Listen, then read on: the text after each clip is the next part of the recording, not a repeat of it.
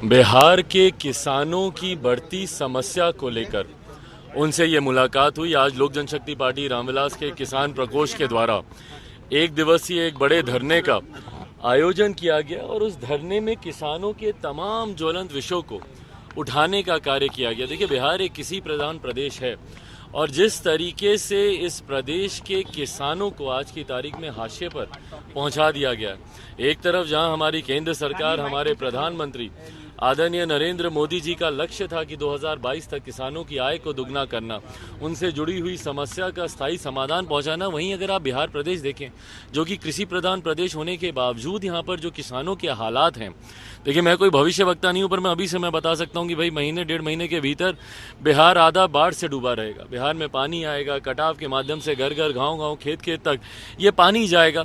क्यों नहीं इसका स्थायी समाधान ढूंढा जाता है?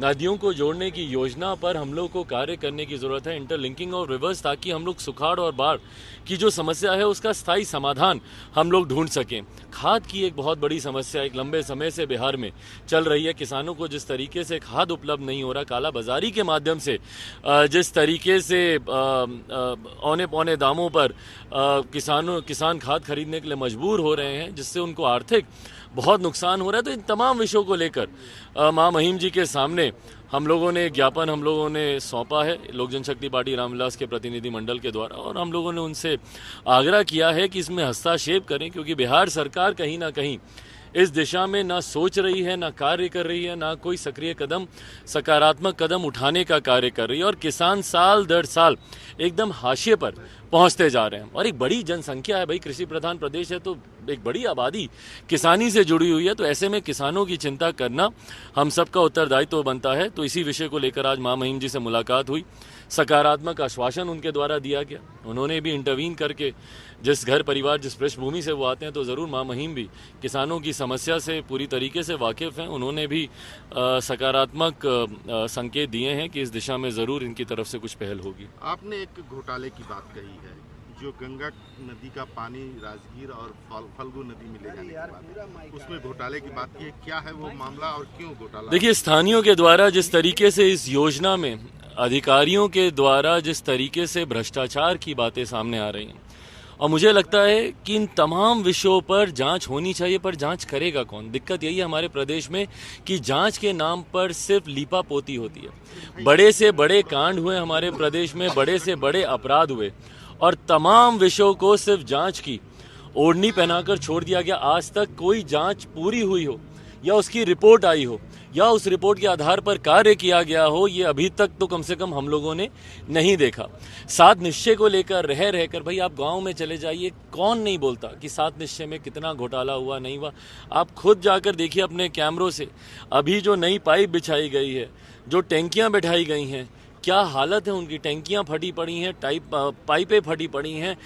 ये नली गली के नाम पर जिस तरीके से सड़कों को खोद कर वहां पर रखा गया है, तो सात निश्चय हो या तमाम ये योजनाएं, बिहार की विडंबना ये रही है कि जनहित में कम या जनता को लाभ देने की सोच या दृष्टि से कम योजनाएं बनती हैं। अधिकारियों की सोच और दृष्टि को ध्यान में रखते हुए योजनाएं ज़्यादा बनती हैं। इसीलिए बिहार में आप किसी भी आम बिहारी से पूछ लीजिए, क्या बिना घूस, बिना भ्रष्टाचार के कोई एक सरकारी काम है जो होता है? नहीं होता है।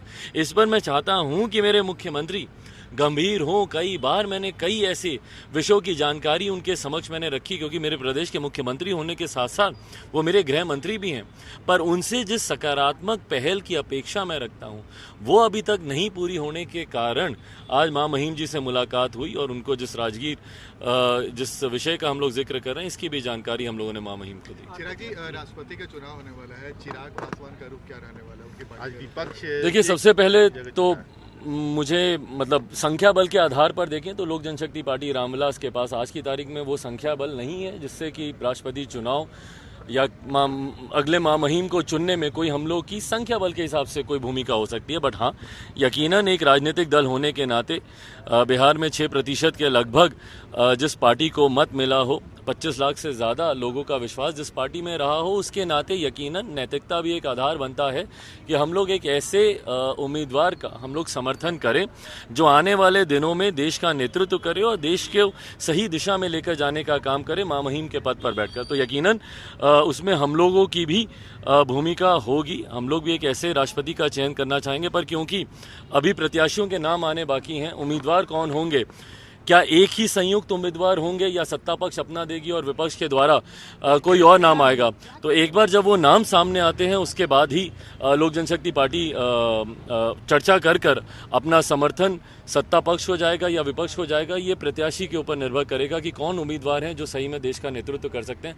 कहीं ना कहीं हाल फिलहाल के दिनों में राष्ट्रपति के पद को, प्रेसिडेंट के पद को एक डमी पद की तरह दिखाने का प्रयास किया जाता है। ये कहीं ना कहीं एक चिंता का विषय है। जिस तरीके से राष्ट्रपति के अपने विशेषाधिकार होते हैं, संविधान ने जो राष्ट्रपति को अधिकार दिए हैं, देश को सही दिशा में लेकर जाने की एक बड़ी जिम्मेदारी उनके ऊपर होती है। तो ऐसे में एक ऐसे व्यक्ति का चयन होना जरूरी है जो अपनी जिम्मेदारी को गंभीरता से निभाए। जदयू ने कहा इस पर बोलने का अधिकार आपको फिलहाल नहीं है क्योंकि आपके पास कुछ ऐसा है नहीं। मैंने तो खुद अपने वक्तव्य को रखने से पहले मैंने इस बात को मैंने कहा कि संख्या बल के आधार पर नहीं, पर एक ऐसी पार्टी जिसके पास 6% का मत है, 15-25 लाख से ज्यादा लोगों ने जिस पार्टी पर अपना विश्वास जताया, नैतिकता भी एक आधार होता है। संख्या बल में शायद हार जीत में हम लोग शायद कोई बड़ा योगदान नहीं दे पाए, पर उसमें समर्थन हम लोग का जरूर रहेगा। चिराग जी, अभी चूंकि एक वोट की कीमत काफी ज्यादा है राष्ट्रपति के चुनाव में और एक वोट को लेकर सियासत हो रही है, तो चिराग पासवान का वोट भी उतना ही अहमियत रखता है। तो जी बिल्कुल।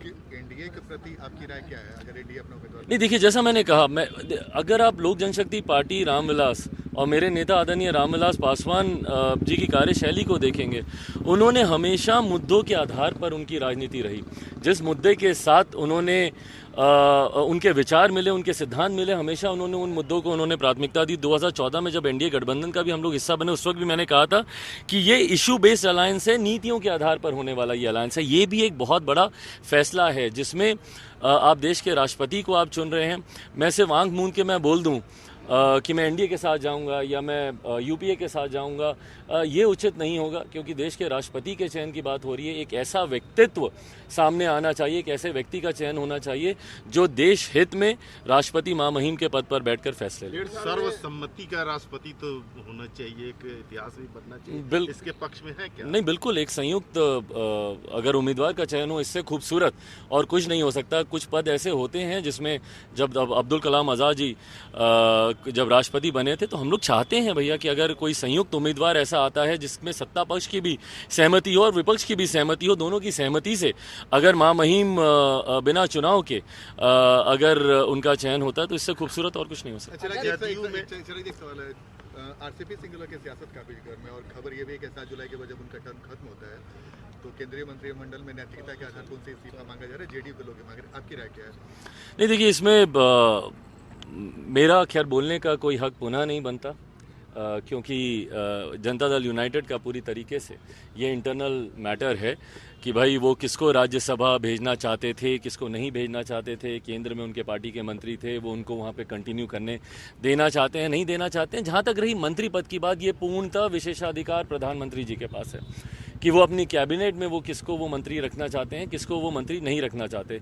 तो ये दोनों पे मेरा बोलना उचित नहीं है, बट मैं इतना मैं ज़रूर कहूँगा कि जिस तरीके से आरसीपी सिंह जी के साथ हुआ, भाई एक पार्टी को खड़ा करने में उनका एक बड़ा योगदान रहा। एक रीढ़ की हड्डी की तरह उन्होंने जनता दल यूनाइटेड में उन्होंने काम किया। आज के मौजूदा मुख्यमंत्री जी को मुख्यमंत्री बनाने में